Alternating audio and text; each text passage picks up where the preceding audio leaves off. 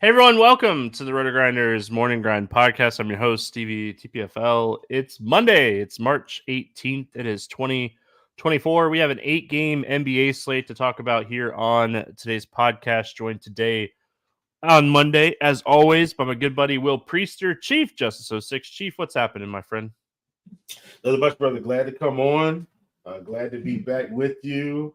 I think we're about to hit the sweet spot of DFS here, at least for the summer or early spring, going into summer. Steve, we're going to have NASCAR. We're going to have some golf.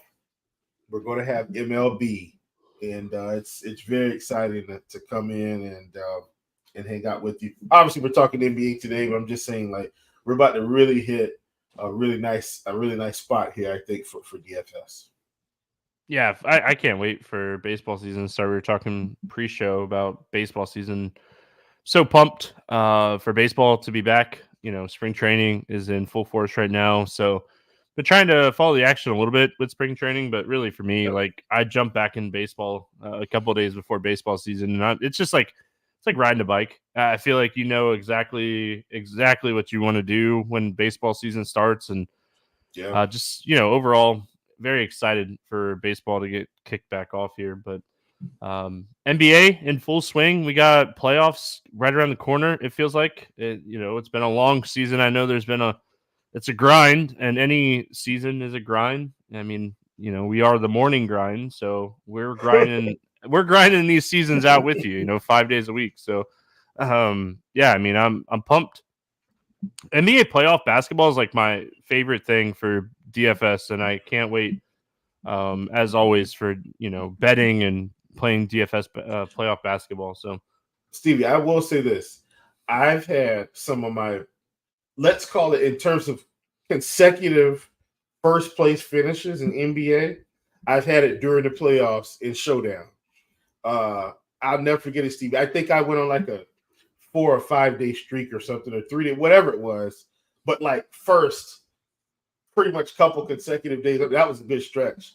So I'm with you there. Like getting involved in the show. I do like Showdown for NBA playoffs because you know where the production's coming. That's one of my favorite things to play. So I'm with you. Yeah, NASCAR race on Sunday was super interesting. I still have like very mixed like opinion on the NASCAR race from Sunday. Like the tire wear was insane. I wish had we had like a 30 or 40 minute practice and like known the tire wear was going to be that much, like betting and DFS would have been so much. Like I would have built so much differently than I ended up building. Wasn't a good day. Had a great weekend. You did. Big Trucks was takedown on Pittsburgh. Saturday. So, but yeah, ready to get back in the swing of the NBA. 8 games. Like when we get these like 6 to 8 game slates on Mondays. Got a few teams on back to backs. Nothing too crazy here, but let's get started and have some fun. What's up, YouTube? What's up, Dave? Hope you guys are having a fantastic Sunday night. We get started with Cleveland at Indiana, taking on the Pacers. 224.5 total here. Indiana, a 7.5 point favorite. Jerome, Mitchell, Mobley, Strus out. Wade doubtful for Cleveland. Mathurin and McDermott out for Indiana. Let's go Cleveland here first. Still missing some key pieces here. Garland 7,600 going up against the Pacers with no Mitchell. I like this price tag a lot here for Garland. First of all, I think that's kind of where we start. And then I think we talk about LeVert. No Strus, no Mitchell. LeVert's 6,800. I kind of think that is, and Allen. Allen's another guy at 6K. No Mobley still. Like a lot of potential pieces here from a game with a 224 total. I think Mitchell being out, Strus being out, Mobley being out, Wade doubtful just opens up a lot of production here for a Cleveland team that typically plays a pretty tight rotation. Yes, Stevie. I mean, this to me, this has play all 3 of these guys written all over it.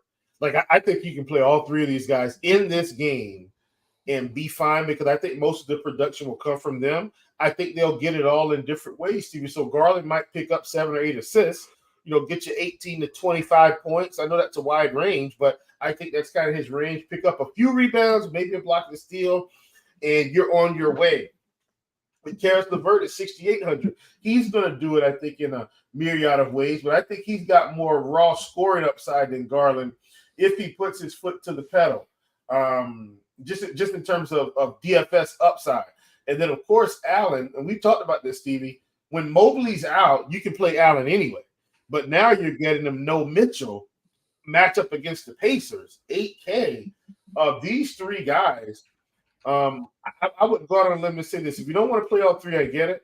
But if you're playing them, I'd probably be in the 1 to 2 range or 0 to 2 on this one. Like I almost want two of these guys in the lineups if you're going to play them. I think 2 out of the 3 are going to have massive games, and all 3 could very well be optimal depending on where they land. Like Allen could score 50, LeVert could score 45, Garland could score 42, and they're all still fine if you play them together. So I love this spot for them.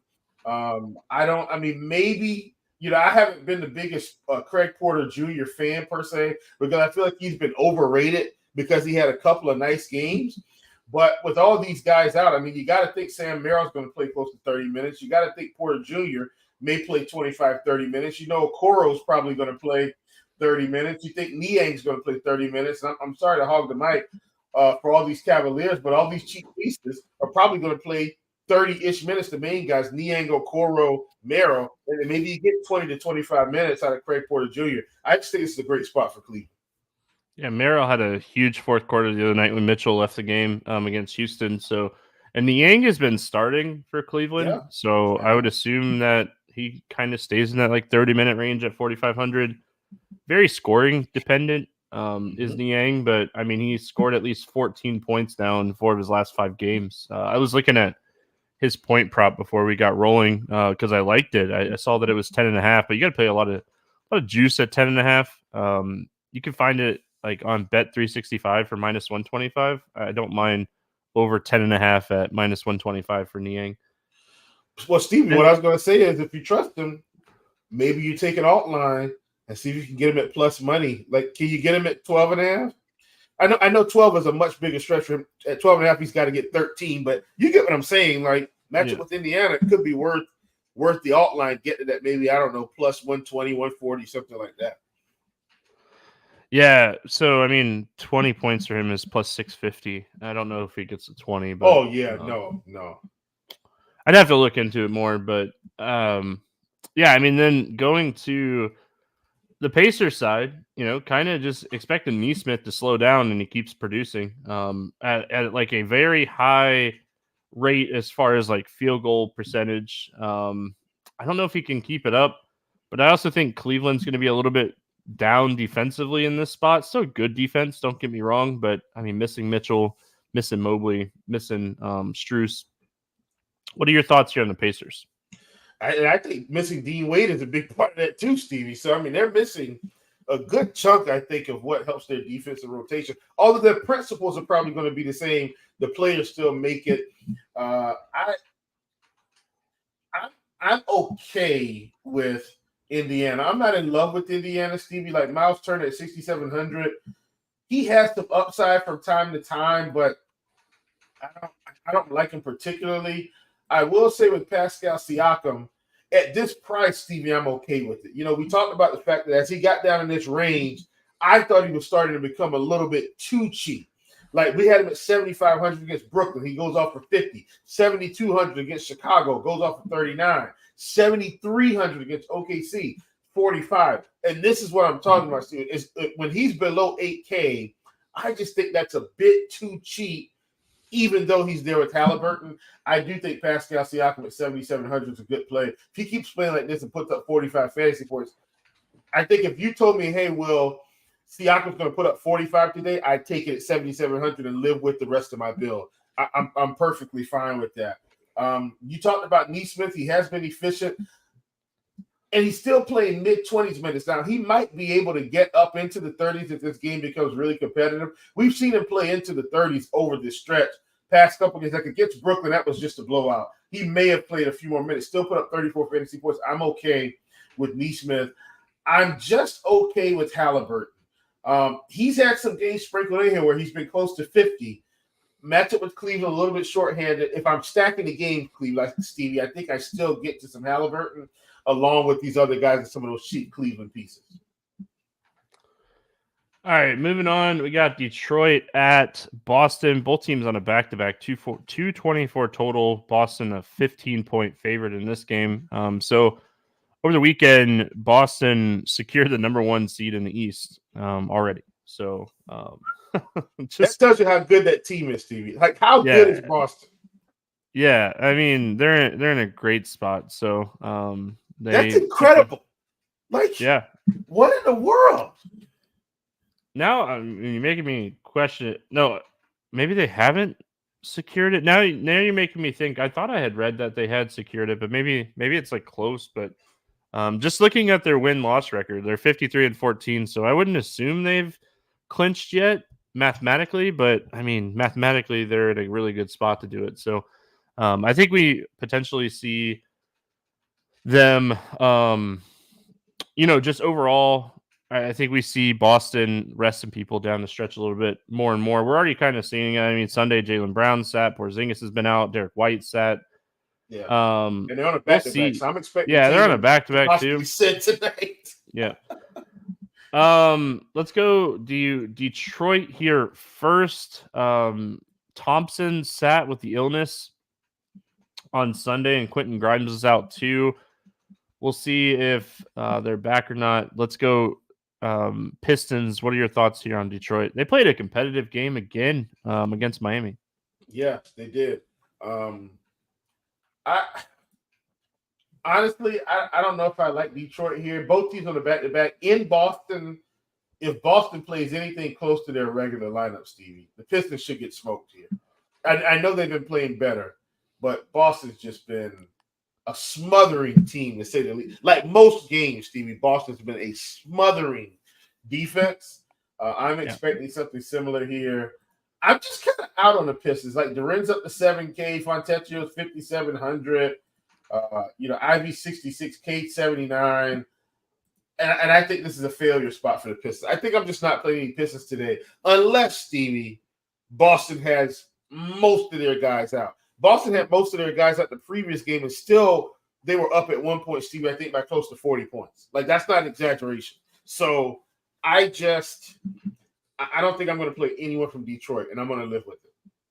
Yeah, I got like a weird minute. Like, Fournier played a ton of minutes on Sunday. Like, he played 31 minutes. He had 14 shot attempts off the bench. I feel like it's an outlier, but they're still playing a pretty tight, like 8-9 man rotation. I think they played 9.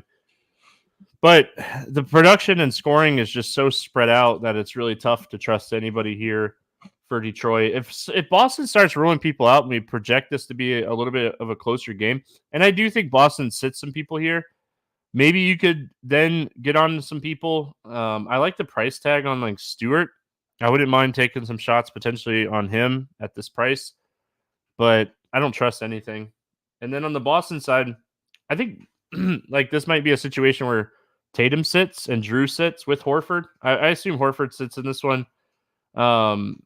He played on Sunday. He only played like 23 minutes, but they've been very careful with him on back-to-back. So I assume Horford sits in this game. And I think one or both of Tatum and Drew end up sitting. And they maybe not, because they didn't have to play a ton of minutes on Sunday. So maybe we see a little bit different. But if we start getting some people ruled out, I mean, Pritchard becomes interesting. Brissett becomes interesting at 3,400. There's some potential value going up against Detroit here if we start getting some Boston players ruled out. If everybody plays, I probably don't have a ton of interest in Boston. They probably handle this game with ease. Yeah, and Sam Hauser, I mean, he might even sit, Stevie. He sprained his ankle, rolled his ankle. If they're trying to protect him, you never know. I'm just not sure what Boston's going to do. I think if they run their full lineup, Stevie, I'm probably not interested in playing anyone. If they sit guys, then I'm interested in the guys that are playing. I think that's how I attack Boston today. Well, we just had a back-to-back for Boston the other day against Utah, right? It was Utah. And Tillman played 27 minutes with Horford and Porzingis out. Tillman at 3,800 against Detroit, playing 25-plus minutes. Yeah. He's not a guy that's going to take a ton of shots, but he's going to get boards. He's a guy that is active defensively, could get you a few stocks here. So don't mind Tillman in the situation of Horford sitting, but they do have like Cornette as well. So like Cornette could play minutes. He played 28 minutes in that game as well. So they used a lot of Tillman and Cornette together in that one. Watch the injury news here. It matters a ton. We got Miami at Philly. It's a 212.5 total. Philadelphia 3.5 point favorite. Miami on a back-to-back here. Butler dealing with a foot, did not play on Sunday. Tyler Hero, they say he's at least 1 or 2 more weeks away. Jovic ended up sitting as well. So, and then Kevin Love was out. I think that's everything. And then on the Philadelphia side, Covington and Embiid, Melton out. Tobias questionable. So missing a lot of potential here for Philly. Let's go Miami first. We know Tyler Hero's out. A high probability of Tyler Hero being out. It'd be interesting to see if Butler comes back or not, because Rozier took 20 shots on Sunday. Robinson took 12 threes. He hit 7 of 12, and he had 30 actual points. So a lot of potential here for Miami. And Stevie, this is what I talked about. I think I mentioned it one day last week with Duncan Robinson, where if he has one of those games where he hits 7 threes, Stevie, like, look out. He's going to torch the slate at his price. Now, of course, now he's 5,800. But if Butler sits, it's a matchup with Philly. Philly doesn't have a whole lot of defensive resistance right now. I guess we got to see how it goes. My anticipation is Butler will play here, Stevie. I think maybe ruling him out in the front of the back-to-back was just a way to kind of help him down the stretch here. But if he does it, then Rozier's in play. Robinson's in play. Jaquez is going to be in play. Of course, Martin's going to be in play. Even at 5,800, I think he would be in play in this spot. And no doubt Bam at 87 would be in play. Bam had a nice game, obviously, as well. Stevie, 20.7 rebounds, 3 assists. And we'd expect something similar against Philly. So if Butler's in, then that totally changes it for me. I think Butler would be a fine play. If he's out, those secondary pieces, including Bam, are definitely guys we want to take a look at. More specifically, secondary pieces. I'm talking about Duncan Robinson. I'm talking about Jaquez. I'm talking about Martin. I think Butler plays in this game. Yeah, I'm with you. And the reason I think that, we are a good week or two away from talking about standings and how this game matters and that game matters. But I mean, when you're looking at the East, Miami and Philly in that 7-8 seed battle with the Indiana Pacers and the Orlando Magic is 5, 6, 7, 8. You want to be that 6 seed. You don't want to be the 7 seed. I think Butler plays in this game. I think he returns, like you said. I think it was front end of a back-to-back against Detroit, and hey, we could probably beat Detroit, and they almost did it. But I think Butler comes back, and 8K might be a little tough for me to get to Butler, but it also hurts Rozier and Robinson. So Philadelphia's side of this one, I think Tobias matters a lot for me, because if Tobias were to sit in this game, I think Oubre would play as many minutes as he can kind of handle in this one. I know he's 6,300. The matchup against Miami is not great, but they would need him to play a bunch of minutes. Kyle Lowry getting to go back to Miami here at 4,900. I think Kyle Lowry plays close to 30 minutes in this game. I think both of those guys are interesting, and I think I need Tobias out to play Oubre at 6,300. Yeah, for sure. And Stevie, at least according to the reporting, he didn't practice on Sunday. Now that doesn't mean he's not going to practice on Monday, but he did not practice on Sunday. So clearly he's injured. This isn't any type of maintenance. So I think it'll be interesting to see what injury report says tomorrow. If he's out, I think Maxi's in play. You talked about Lowry would be in play. Oubre would for sure be in play. And then perhaps Buddy Hield as well. We just have to see how they were going to handle his minute. And then, of course, Nicholas Batum started for Tobias, played 37 minutes. Stevie had 34 fantasy points. Now, that was 8 points, 8 rebounds, 4 assists, 2 blocks, 3 steals. I don't think we're expecting 2 blocks and 3 steals again, Stevie, for what it's worth. But that was the stat line. But the minutes, Stevie, I think is what's most important. Played high 30s minutes. I think that's something we have to consider on this slate, a guy in that price range. Even if he gave you 28 fantasy points, Stevie, I think you're okay with that. taking away some of those blocks and steals. So like Nicholas Batum here, if he gets to start. I've been kind of down on Paul Reed. Paul Reed's just a guy I just kind of don't play.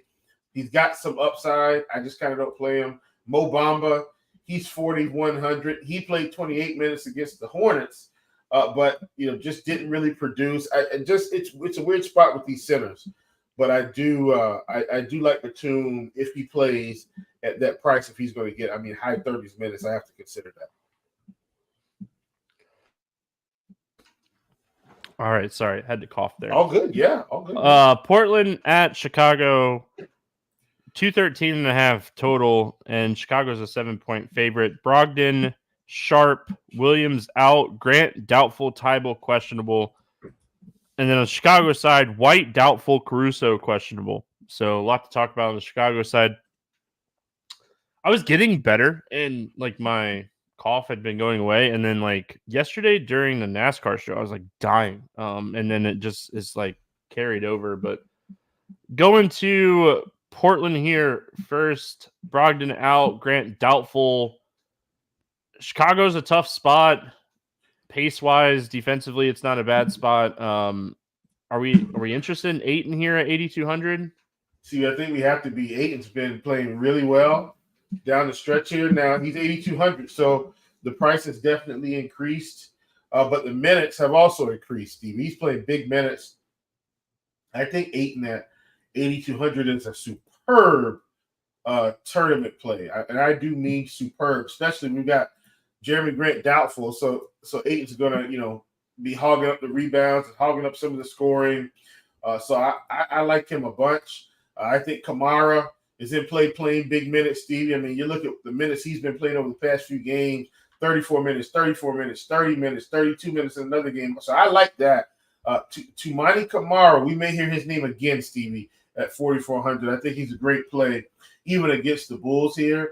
You've got Delano Banton, Stevie, continuing to play minutes. Has played 40-plus minutes in back-to-back games, not in a back-to-back, but in back-to-back games. Stevie, what in the world is going on? They're unleashing Delano Banton at these types of minutes and his production levels. I think you have to consider he's now 5,600 going against the Bulls, not the best spot. But I still think with those types of minutes, we have to consider, especially with Scoot Henderson, continuing to be on a slight restriction.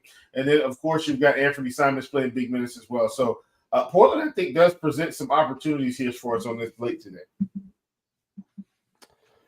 Yeah, I think they present a lot of opportunity because, eventually Scoot Henderson's going to play some more minutes. And I think we want to be ahead of that when it happens. Maybe we're kind of hoping it's not this game and it's next game when it's a better matchup. But, yeah. I thought Scoot playing would definitely hurt Banton. Nope. 40-plus minutes? Yeah. What in the world? Letting the guy play. At this point, why not? Yeah. What are you playing for? Jabari Walker has been the guy that has been hurt the most minutes-wise. So he's the guy that I would be very cautious of playing a lot of, if any, here. And then on the Chicago side, with White doubtful and Caruso questionable, AU at 6,500 against Portland might be one of my favorite plays on the entire slate.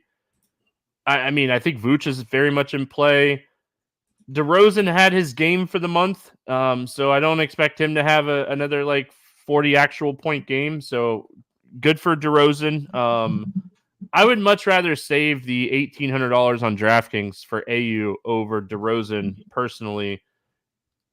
And then outside of that, Torrey Craig not playing as many minutes as I kind of thought he would. So I really think you're just kind of sticking to AU, Vooch, potentially DeRozan, and if you're feeling a little frisky and Caruso gets ruled out here, Dalen Terry at 3,300 might end up playing around 20 plus minutes in this game, so I don't mind that. Yeah, I'm with you, Stevie. I don't think we have to rock the boat a little bit. Sumu, DeRozan, Vucevic. I think those are your guys. I'm probably a little bit higher on DeRozan than you, Stevie. I know his score. I know he hasn't been putting together these crazy scoring outputs, but just prior to that 46-point output, Stevie, we saw him at 49, 52, 49, 43, 59. He's had some performances sprinkled in there Some of those have been with rebounds, assists, and points. And I think with White out, he's got a chance to put together some more interesting or really high upside performances. Now I know AO is going to do his thing as well, but I think I'm a little bit higher on DeRozan than you are, especially in a matchup against Portland. But either way, I think those three main guys, AO, DeRozan, Vucevic, those are the guys you want to play here. You don't want to be playing these fringe guys. I mean, I'm pretty biased when it comes to DeRozan, so I think everybody is probably higher on DeRozan than me. Like, anybody that listens to the podcast daily knows that like the take was going to be underweight on DeRozan before they even started listening to this podcast. So that shouldn't shock anybody. I don't like playing DeRozan. DeRozan is a really good real life basketball player, and I don't want to take anything away from that. But the nights that like he scores 40 actual points, good for him. It just doesn't happen enough for me to want to pay $8,300 for him. Great matchup. But he shot 24 times in the Indiana game, and then he shot 7 times against Washington the other night. Like, it's just he's so inconsistent. Derek says DDR is a bum. No doing that bad, Derek. No, he's a good basketball player. DeRozan's DeRozan is someone I think is a really good basketball. Like, if he came to Orlando, I'd root for him. I wouldn't play him in DFS, but I'd root for him. I mean, like, I think he's a good basketball player. Yeah. I just don't think he is a excellent DFS play. Most nights. Yeah. He'll have games. He'll get on that streak where he like starts scoring like 50 points a night DFS wise, where he's like assisting and rebounding and stuff, and those are the nights you want to get him. Like he just takes a lot of nights off. Listen, I'm laughing at Derek, Steve. He says every time he runs him, he gets 18 DK points. I get it. That's how I used to feel about Aaron Gordon, Stevie. Every time I roster him, he's got 12 fantasy points. I say, all right, I'm not playing you tonight at 5,500. He goes off for 50. I just have to throw up my hands. One of my favorite, like, all-time Orlando Magic players, Aaron Gordon, but hated playing him in DFS. Still don't like playing him in DFS, but yeah. Minnesota at Utah. We got a 7.5-point Minnesota favorite here, 222.5 total.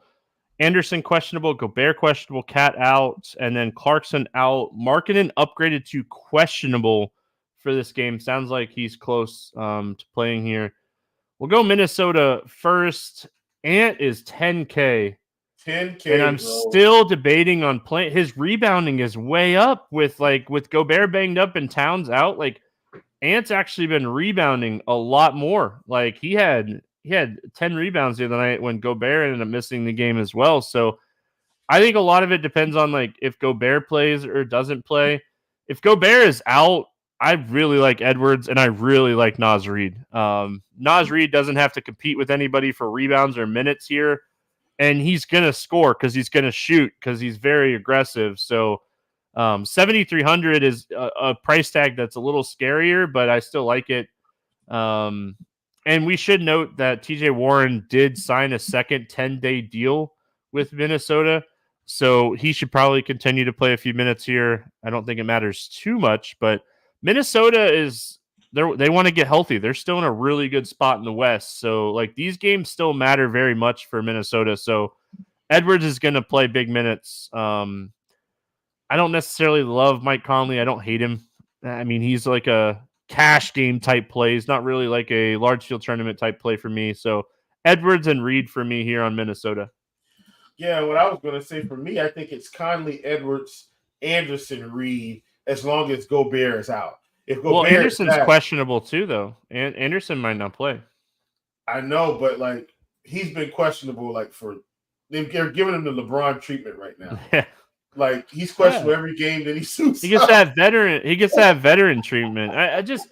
It's really hard for me to play Anderson at 5,500, but I hear you. I liked when he was in the 4Ks and we could really take advantage of like the minutes, but now it's like, we need Kyle Anderson to do so much. It's just a matchup with Utah. That's really all it is. I mean, you love the matchup. Yeah, that's all it is. If they were playing like Brooklyn, I wouldn't be considering Kyle Anderson. I'd still be considering Edwards and Nas, though. But once again, all this hinges on Gobert. If Gobert comes back, I don't play Nas. I don't play Anderson.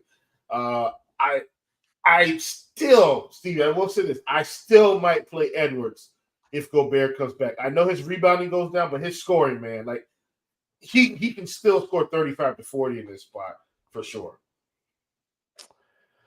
Yeah, Edwards, his upside is just incredible. And they blew out Utah. Okay, the game wasn't that necessarily that close the other night. So, like, if this game potentially stays a little bit closer, and it might not, but with the game being in Utah, you have to kind of figure it to stay a little bit closer than it did the other night. So, here's the problem, Will. Going to the Utah side of things. It's just Markkanen being questionable. You know, he's been out for 5 or 6 games. If he potentially comes back here, it definitely helps this team. Hendricks came back, played 33 minutes the other night. Returned and only played 19 minutes against Atlanta. And then the second half of the back-to-back, they played him 33 minutes. So I think Hendricks is very much in play here. And I think I'm out on everybody else from Utah. Unless, I mean, if Markkanen sits, maybe you could take a shot on Sexton or George, but I really think that I want to play Hendricks in this spot. Yeah, I'm okay with Hendricks. Everybody else is just priced up so much, Stevie. Good job on pricing. Yeah. Like, I'm definitely not playing Keontae at 6,900 against Minnesota. Like, I know Rudy Gobert is out, and I know, but like we saw the other night, Stevie, he played 30 minutes, and you see how much they limited his fantasy upside. Just generally speaking, Minnesota's a really good defensive team. So I'm mostly out on these guys, but I'm with you. Hendricks at 5,200 playing 30-plus minutes. I do think a lot of that hinges on Markkanen, Stevie. So, like, if Markkanen happens to suit up here, then I'm probably out on Kendricks as well. But if Markkanen is out, I love him at 5,200. I'm with you. Yeah, I agree with you as far as Hendricks goes. If Markkanen plays, I don't have as much, like, interest. And I will say, like, they were playing on the court together, and like Hendricks was playing like 26 to 30 minutes a night with Markkanen, but he was also in the 3Ks in those games, and his usage was a lot lower. His rebounding was a lot lower. So I agree with you. I think Markkanen needs to be out for me to play Hendricks here. Memphis at Sacramento, 223 total here. Sacramento is a 10-point favorite. The laundry list continues. Clark, Kennard, Ja, Pittman, Rose, Smart, Stevens, Ziaire Williams out, Vince Williams doubtful. And then on the Sacramento side, Lyles is out. So let's start here with Memphis. You heard all those names, but there's one name that you didn't hear, and that was Desmond Bane. He's back. He gets a incredible matchup going up against 32 minutes, Stevie, when they said he was going to play in the 20s. I couldn't believe it. Could not believe it. DFS wise, 8,200 is a steep price tag, but I think he's someone we are potentially taking advantage of in the betting markets here. I was super sad to see his 3-point prop at over 2.5 was minus 170. First thing I did when the slate opened and I saw Bane was back was look at his 3-point prop here against the Kings, but I might take his scoring prop in this one. Where's it? I've been debating on it. It's at Please don't tell me 20.5. I looked at it like 2 seconds ago. 21.5. Oh. Yeah. That's why I debated on it, right? Like, yeah, they're not giving us any passes. Like, we needed to be a little bit lower. But Steve, I might wait until the morning and see if it drops a couple points. Because I could see people hurt again. It's crazy. I mean, he had an ankle sprain, right? So they probably made sure he was 100% like 2 weeks ago before they brought him back. So Triple J's 8,400. Good spot for these guys. Like, this is good spots for these guys. So many people out. What are your thoughts here when it comes to Memphis? I do think Triple J and Bane in the 8K range, like, you need them to produce. So I'm not thrilled about it, Stevie. But because Bane is back and Triple J, he's playing, I'm also not thrilled about Kennard. I'm not thrilled about Contra. Well, Kennard is out. He's out for personal reasons for this game. I know they get lost in the laundry list of this team.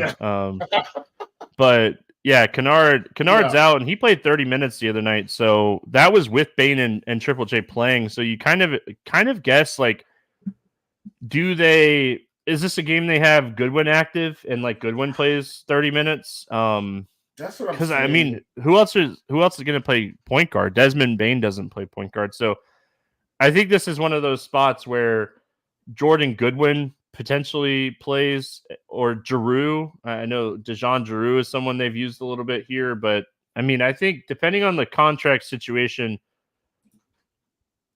maybe, I mean, because I guess Contra could handle the ball a little bit, but you never feel good about that. Oh boy, I mean, it's not like Memphis is trying to win basketball games either. Yeah, I don't like these prices, Stevie. I think I'm going to fade Memphis, and it's 8 games. I think I'm going to be fine. We got plenty in this Indiana-Cleveland game. We got a few pieces in this, Portland-Chicago game. I think Memphis sits on the shelf for me today, unless some other guys like for instance, Triple J gets ruled out. Now that changes things. So Yeah. No, I agree with you. I want to take advantage of the matchup against the Kings as much as possible here, and we're not really getting the opportunity to do that, which kind of stinks. I'll check again in the morning to see what like Desmond Bane's point prop comes in at. Maybe it drops during the night because people are hammering the under. Like I'd be super interested even at 20.5 at -125. I'd love to see it drop at least a point, but I'd love to see a threes line too. Not for the Hard Rock, just in general for Jake Lavaria. He's a guy that gets up like 3 to 6 threes per game, and I think he's someone like if he came in at 1.5 threes, I'd take the over on him. I love this matchup just against the Kings in general. We all know that it's a broken record by now.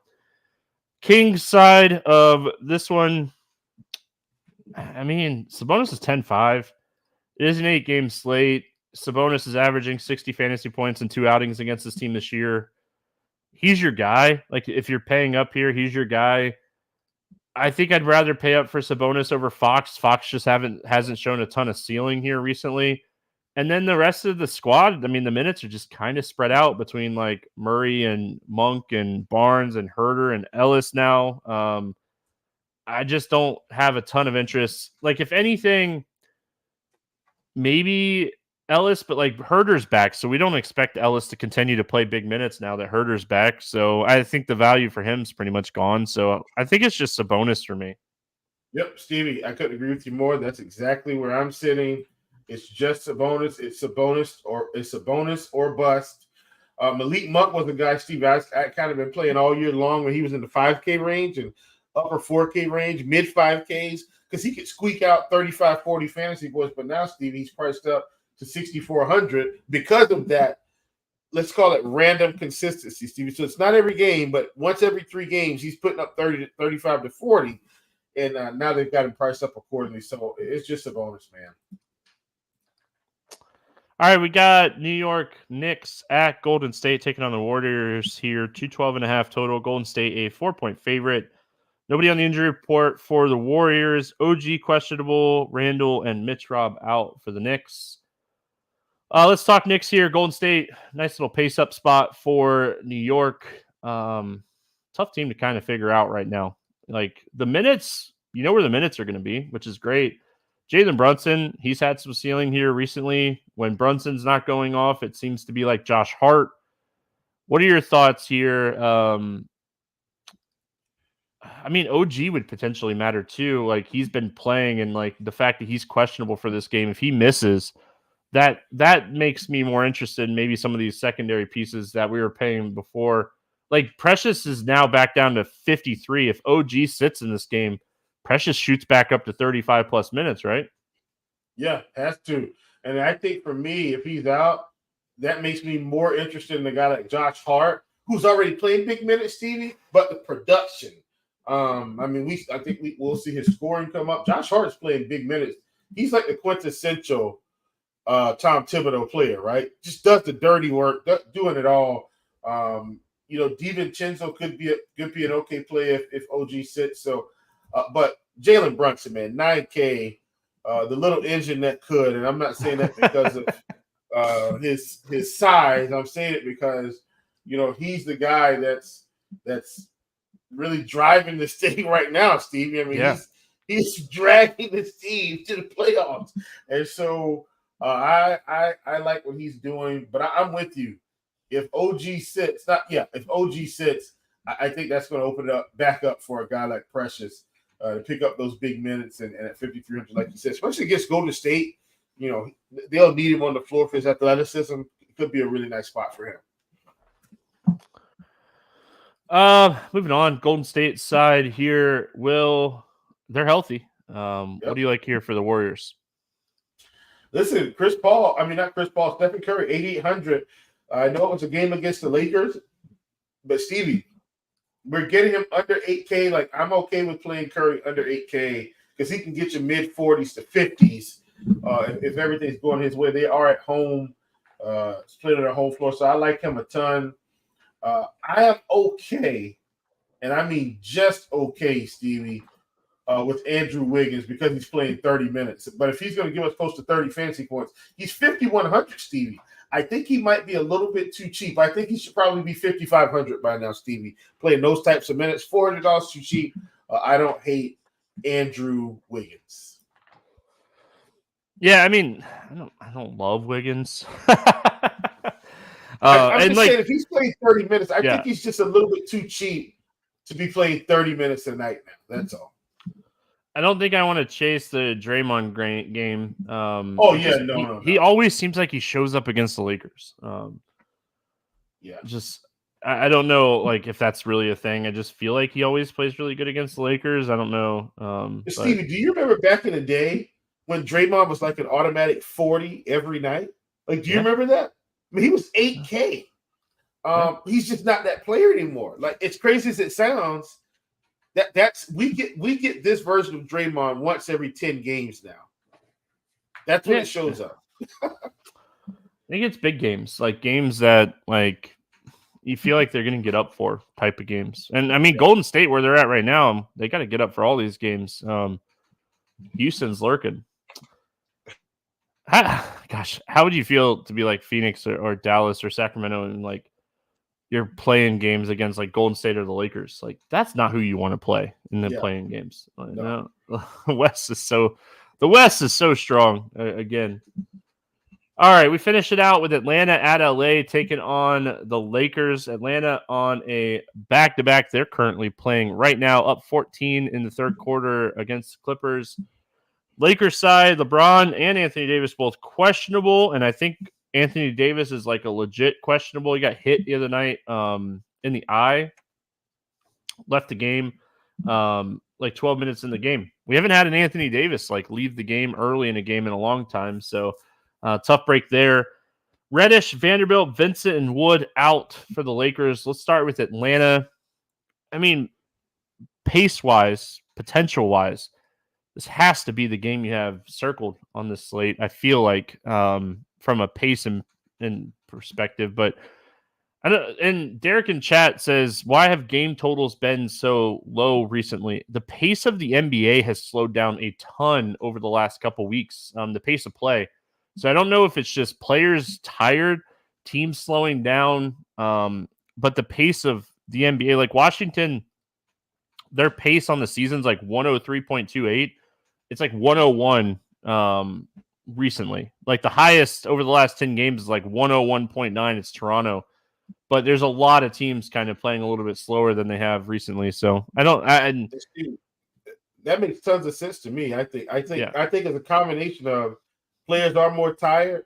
And of course, Steve, as we get close to the playoffs, teams want better possessions. So they're not, they're not just running around up and they want good possession, they want good stops. So I think teams are playing with a little bit more intentionality. Well, yeah. I mean, now you're like, if you're a playoff team, you're like, this is that time of the year where like if you're battling for a playoff spot, your rotations are going to get tighter. You're going to slow down a little bit. And then if you're not playing for anything, I mean, you're seeing what you have in young players. I mean, we see that a lot right now. I mean, look at Portland, look at Detroit, look at Washington. These guys, they're playing some young guys. We can count on Portland. Portland does this that's one team when they're bad. Portland plays their young guys. They just start sitting at older guys. They've done it with Dane. When they're not going anywhere, they say, no. Come on, young guys. Come on in. You guys just play as much as you can. And I get it. So they see what they have, which has been nothing over the last few years. All right, let's go Atlanta here first. Back-to-back for Atlanta. I mean, we're just kind of assuming at this point Trae Young's not going to be back anytime soon. Sadiq Bey not going to be back anytime soon. It was like they said Trae Young would be evaluated in a month, so we're probably 1 or 2 weeks away from like him being evaluated. So opening day, roughly, it's almost MLB opening day is about when his evaluation is coming up. So I mean, looking at Atlanta, we like the spot. What are we thinking here for the Hawks? Yeah, give me DeJounte Murray, give me Jalen Johnson, Stevie. Let's start there. We've still got Sadiq Bey out. Bogdanovich is a guy I'm okay with all these guys. It's like right now with Bey out, Stevie, Trae, what's his name? Okongwu. I know those guys play different positions, but with all of those guys out, Bogdanovich has been a much better play because they've needed to rely on him for scoring more. So I like him as well. And then you talked about Clint Capella.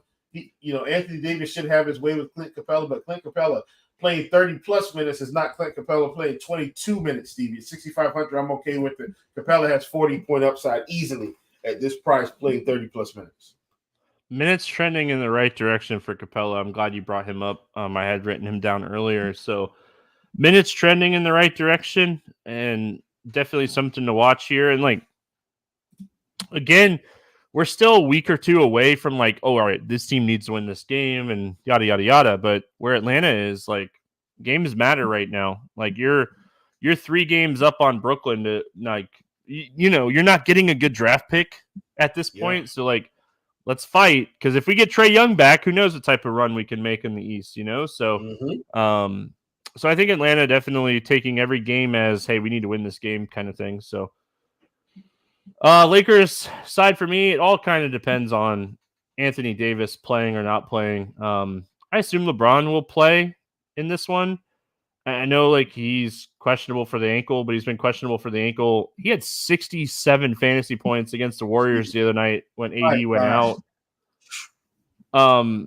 If AD ends up sitting in this game, Jackson Hayes at 4,600, they used him a ton against Golden State the other night.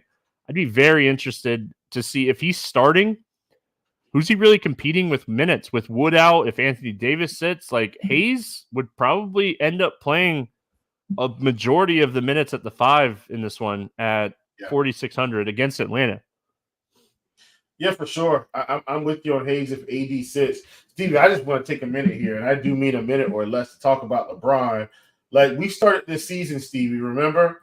I don't know if everybody remembers, but we started this NBA season with everyone talking about the fact that the Lakers' intentions were to limit LeBron's minutes, right? Play him, probably we were thinking upper 20s, lower 30s to start. And maybe as they got closer to the end of the season, he'd get to some of these larger minute totals. In my mind, 35, 36, they were going to try to find a way. Stevie, that didn't happen pretty much from the onset. 36 minutes, 38 minutes, 40 minutes, 38 minutes. And you can just go back and look. He's been playing big minutes all season. How is he able to do this?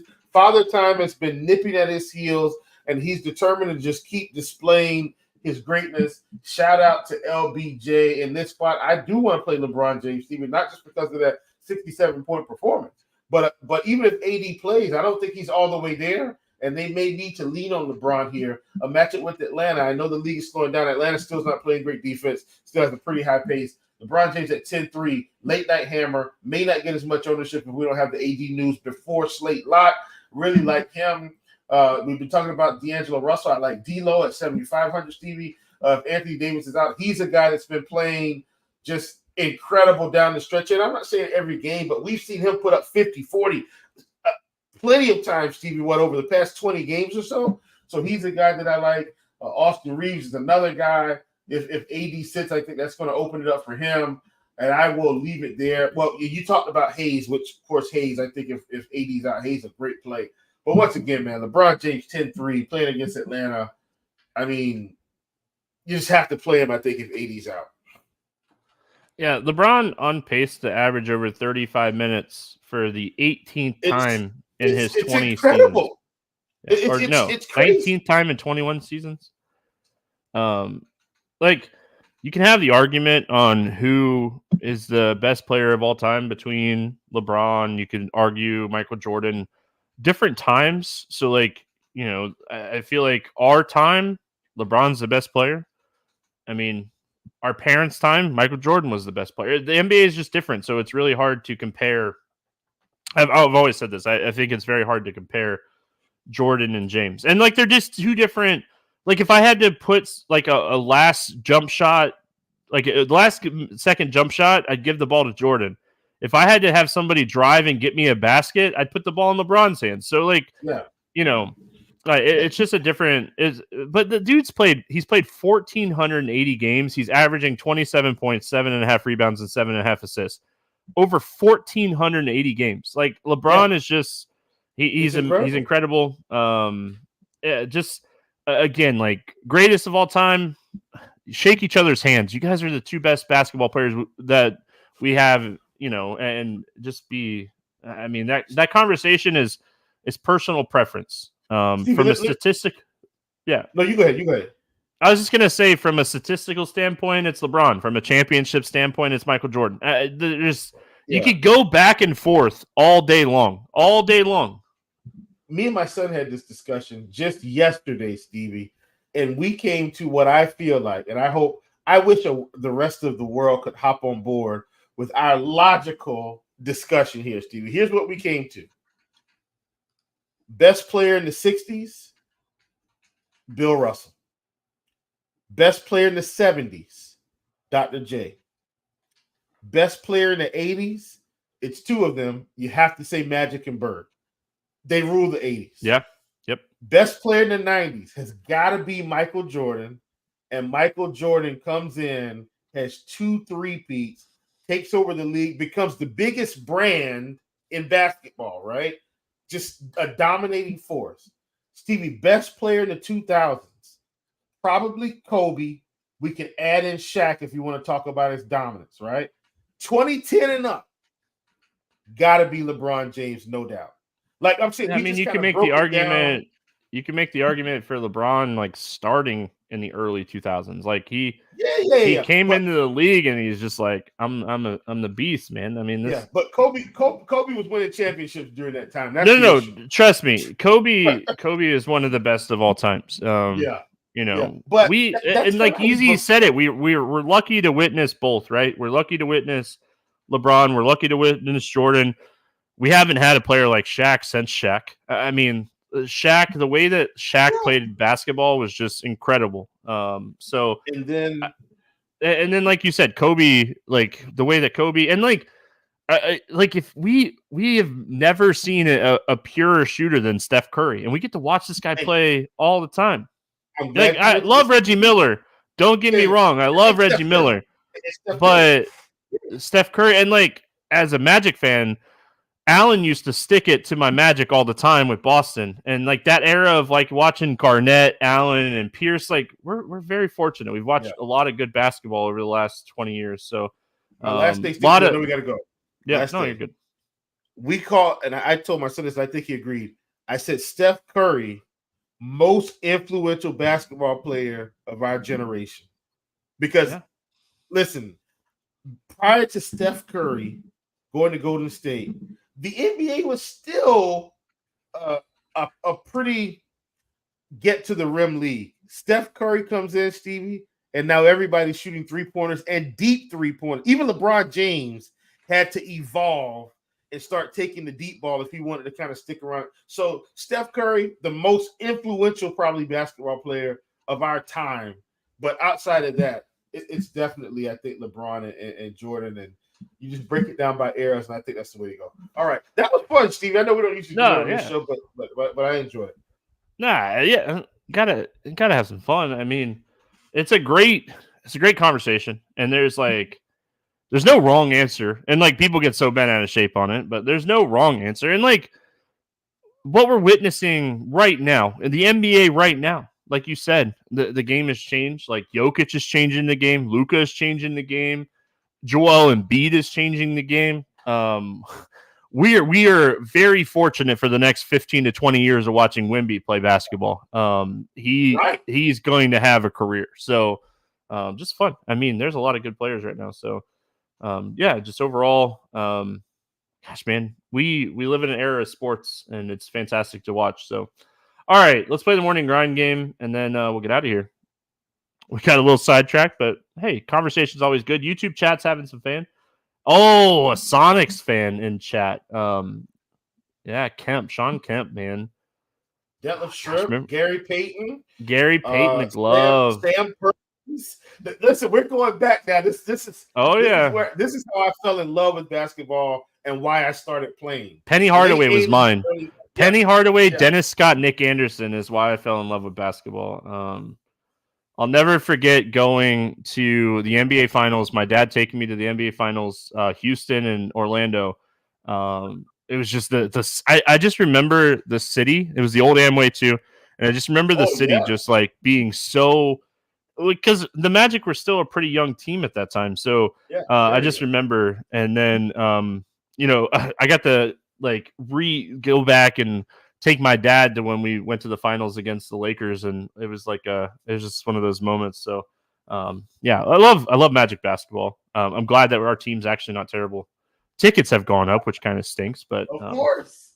Oh yeah, I mean, I'd rather pay extra to win games than enjoy going to games than going for cheaper and losing. So, all right, a lot of fun in YouTube chat. Thanks, YouTube chat, for hanging out with us. We always appreciate it. Morning and Kemp were my two favorite players. I started watching basketball with the Fab Five. I watched a documentary on them not too long ago. I dropped them when they went to OKC. Hey, listen, the Thunder are good. I love this Thunder team. You got to get back on board. All right, morning grind game. Favorite play under 5K to go 7X. Who do you got for us today, Will? We talked about it, Stevie. Not the best of spots, but I'm going to go with my boy Tamani Kumara facing the Chicago Bulls. Playing enough minutes, Stevie. Think he's a guy that can get there at 4,400. I am going off of a gut feeling that Boston is going to rest some people here today. Give me Pritchard at 4,800. I think one or two big names sit for Boston. They get a matchup against Detroit. They're 11 games, 11 games out. They're just in a fantastic spot right now. They are 30-3 at home this year. 30-3 at home. They're not worried about beating Detroit in this game. Over 8K to go under 5X. Who's your bust today? Man, I don't feel like it's a lot of guys, Stevie. I do like these guys in this range, but I may hate myself later. I think I'm going to go with Desmond Bane, just getting back 8,200. I know it's Sacramento, but I'm going to go with them and hope that this minutes limit is still on somewhat. Yeah, you never know. Like you have to feel like they're going to be a little bit careful with him doing a best ball baseball draft. And I keep forgetting those in. Yeah, I keep forgetting that Hoskins is on Milwaukee this year. Interested to see if he's healthy. My bust today, and I hate calling this guy a bust because I just love the player, but give me Halliburton. Tough matchup against Cleveland. Pace is going to slow down a little bit here. I don't love Halliburton today. Favorite 6X play? Who do you got for us today, Will? Oh, man, Stevie, this one was one I had to kind of, let's call it toss and tumble with because they're all on the same team. I'm going to go with Karis LeVert at 6,800. It was either him or Allen or Garland. I'm going to settle in with LeVert, the cheaper of the three. Okay. I love Naz Reid today if Gobert is out. Understood. I know he's 7,300. So if Gobert is out, I love Naz Reid today. So I'll go with that. I'm trying to like backup play. I don't know who my backup play would be. I have a lot of interest in the Lakers situation if Anthony Davis sits. So it's really tough. Yeezy wants to know, are you doing a bracket? I'm doing a bracket. My daughter is doing a charity bracket for her volleyball club, so I'll be doing a bracket. And by doing a bracket, I'll just be like filling out. I love college basketball this time of year, but I have followed zero college basketball. We'll say that I love betting college basketball scores and odds. Stevie, And my Gators stink. Last year this time. I know, man. We were having some fun last year. Woo. Oh yeah, we were live betting college basketball like it was going out of style. Yeah. It was so much fun. Oh, and I do like AU a lot, Derek. I was just trying to be different today. I know you guys get sick of me saying AU every time. Let's get weird. GPP play of the day. Who do you got for us today, Will? Yeah, going with Steph Curry, man. 8,800. I don't think a lot of people are going to get to him today. They got to win these games, Stevie. I think it's a spot he can continue to get off. Steph Curry, 8,800. Yeah, I like that call quite a bit here. I think that's a really strong call. Listen, Josh, Florida is playing solid. They just really sucked today in the SEC championship game. They played so bad. I was so aggravated. I like Anthony Edwards as my let's get weird GPP play today. I don't know how weird he'll get, but he's 10K now. I feel like people are gonna not want to click 10K for Edwards when you have Sabonis and some other and like LeBron, other plays in this range. So I like Anthony Edwards today. Let's go to the betting portion of the show. Any bets, player props, pick 'em plays, anything standing out to you here today? Yes, Stevie. And this one caught me off guard a little bit. Like the Heat are getting plus 3.5 against the Sixers. But if Jimmy Butler plays, I think the Heat are much better than a plus 3.5, especially if we anticipate Tobias may sit. Give me Heat plus 3.5. I think it's a little bit too low. And then, Stevie, I'm going to piggyback on one of your plays here. You've already told me you're going to play it. I'm going to plug that in too, which is Niang at 10.5. I'm starting to really fall in love with that one, but I'm getting on the pick'em site. So I know you've already mentioned that, but I just want to reinforce that to the listeners. Niang at 10.5. I think, but in this situation against Indiana, all these guys out. That's fantastic, Stevie. Derek says he took his bonus bets and turned it into a grand. Good job, Derek. I love that. Got it. If you're in North Carolina, take advantage of those offers that we got up on the site there. Just go to our website and click offers on the left-hand side and switch over to North Carolina if you're there. Take advantage of those offers. Got to love those bonus bets. And then Derek said he got $500 thanks to RG. So take advantage of that bonus stuff. Got to love it. My bet today is AU over 17.5 points. I absolutely love this line. I know it doesn't shock anybody how much I like AU, but Kobe White doubtful, Caruso questionable, great spot against Portland. Give me AU over 17.5 points. Just a guy. I mean, the other night he played 40 minutes. He took 22 shots in that game, and his scoring is up and down. But I think this is a fantastic spot, so I'm going to take advantage of it. Will, any final thoughts before we get out of here? Negative, man. Good. I enjoyed hanging out with you, Stevie. I know we went down the path a little bit and talked about some real NBA, but I totally enjoyed it, and I'll see you again, I guess, later this week. Yeah, we had chat going, YouTube over there. If you haven't subscribed to YouTube, get in there so you can hang out with us live during the shows. We had a lot of good discussions going over there in YouTube. So appreciate everyone hanging out with us live. That's going to wrap it up for Monday. We're back tomorrow talking hoops. Good luck, everyone. We'll see you then.